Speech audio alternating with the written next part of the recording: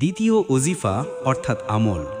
আজকাল আমরা প্রত্যেকেই বিভিন্ন প্রকারের ফিতনা ফাসাদ ও ক্ষতির থেকে বাঁচতে চাই। এমনকি বিভিন্ন রকমের বিপদ আমাদের পিছনে সর্বদা লেগেই থাকে।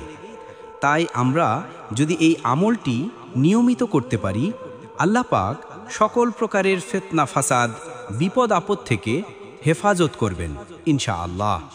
চলুন এবার আমরা সেই হাদিসটি শুনে আসি যেখানে বিস্তারিত বলা হয়েছে।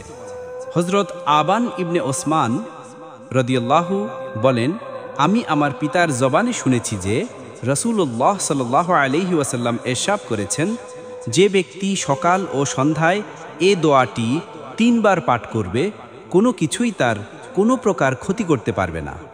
দোয়াটি হলো বিসমিল্লাহিল্লাযী লা ইয়াদুররু মা'আসমিহি শাইউন ফিল আরদি ওয়ালা ফিস সামাই ওয়া হুয়াস সামিউল আলিম। বাংলা উচ্চারণ: বিসমিল্লাহিল্লাযী লা ইয়াদুররু মা'আসমিহি শাইউন ফিল আরদি ওয়ালা ফিস সামাই ওয়া হুয়াস সামিউল আলিম।